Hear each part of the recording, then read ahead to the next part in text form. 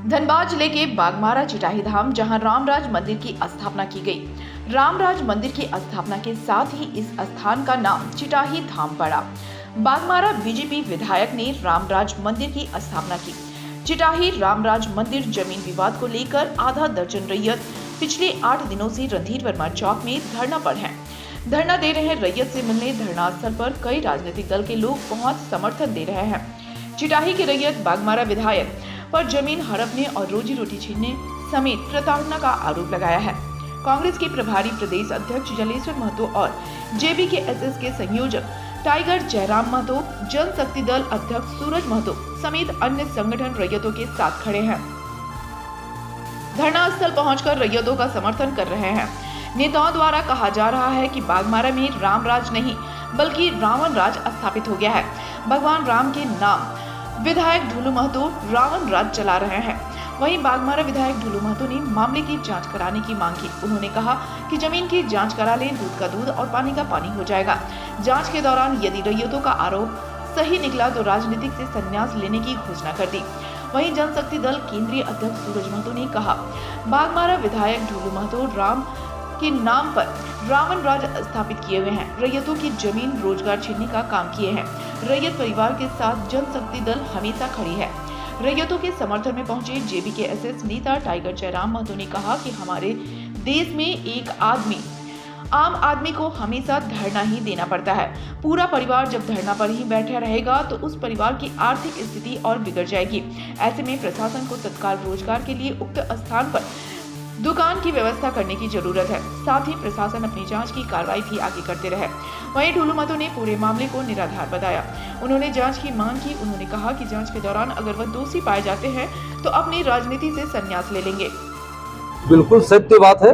हम भी बागमारा से बिलोंग करते हैं। हम भी उस गांव से लगातार मेरा संबंध रहा है, उस गांव के लोगों से संबंध रहा है। ये मेरे पुराने मित्र हैं। वहाँ हम अच्छी तरीके से जानते हैं कि वहाँ सिर्फ इनका नहीं, वहाँ सैकड़ों परिवारों का जमीन को वहाँ छीना गया है और उनको राम के नाम पर जमीन छीन के, आस्था के नाम पर जमीन छीन के वो व्यापार चला रहे हैं। और यहाँ के जनप्रतिनिधि, यहाँ के विधायक बागमारा के, और इन लोगों को ठगा जा रहा है। जिस प्रकार इनको ठग के इनका रोजगार छीना जा रहा है, इनका जमीन छीना जा रहा है, आने वाला समय में बागमारा में जिस प्रकार इन्होंने हिम्मत दिखाया है, सभी बागमारा का जनता उनका विरोध करने का काम करेंगे। जैसे कल ढुलू महतो ने कहा कि ऐसी कोई बात नहीं है, लोकल पॉलिटिक्स को शिकार बनाया जा रहा है।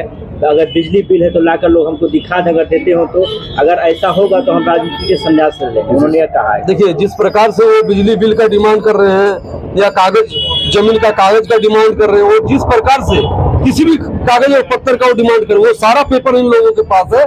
कागज का रसीद से लेके, खतियान से लेके, डीड तक जो भी चाहिए सब इन लोगों के पास है।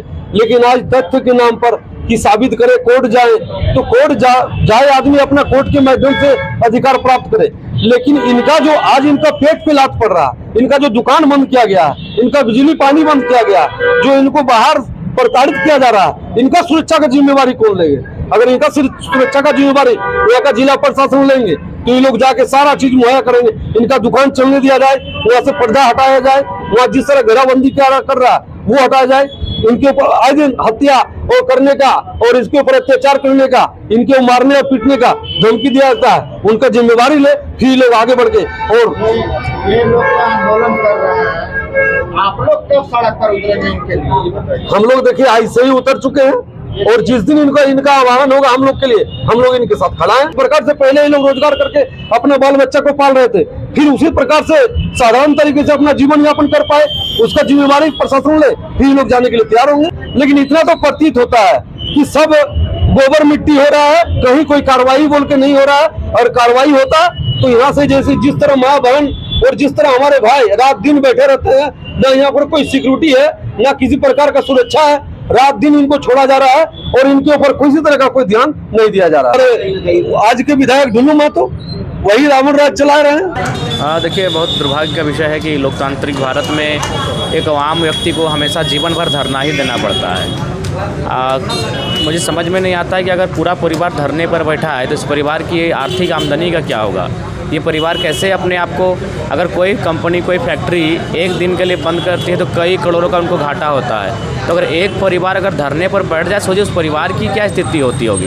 तो इसलिए हम लोग हमेशा पूंजीवाद की चर्चा करते हैं, पूंजीवाद पर फोकस करते हैं कि कंपनी में बंदी हुआ तो उसको नुकसान हुआ, लेकिन एक पूरा परिवार ही अपने चूल्हे को छोड़कर, अपने खेत बाड़ी, अपने व्यवसाय को छोड़कर धरने पर बैठ जाए तो उस परिवार को क्या नुकसान हो सकता है, इसका आकलन आप कर सकते हैं। अतः हमारी इस पीड़ित परिवार के साथ हम लोग हैं और हमारी मांग होगी जिला प्रशासन इस मामले को संज्ञान ले और इनका जो विवाद चल रहा है ज़मीन का स्थानीय जनप्रतिनिधि से, उस पर निपटारा हो और फिलहाल कुछ विषयों पर त्वरित कार्रवाई हो। जैसे बिजली के लिए आपको आनंद फानन की आवश्यकता नहीं है, इसे तुरंत किया जाना चाहिए। रोजगार की बात है तो जिस प्रकार पूर्व से चल रहा था उस स्थान पर वहाँ व्यवस्था की जानी चाहिए, ये चीज़ें तुरंत होनी चाहिए। बाकी ज़मीन का विषय आप 2 दिन 4 दिन एक टीम गठित कर सकते हैं, उनके माध्यम से आप इस पर चर्चा कर सकते हैं, लेकिन फ़िलहाल ये जो बाकी काम है वो होने चाहिए। वजह है कि आज भले भारत लोकतांत्रिक देश है, लेकिन कहीं ना कहीं कैपिटलिज्म लोगों का दबदबा है।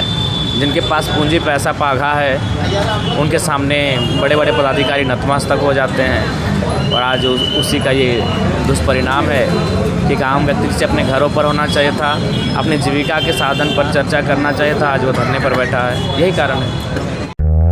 खुल गया नेचर व्यू फैमिली रेस्टोरेंट, जहां सभी तरह की वेज एंड नॉन वेज की कई वैरायटी उपलब्ध है।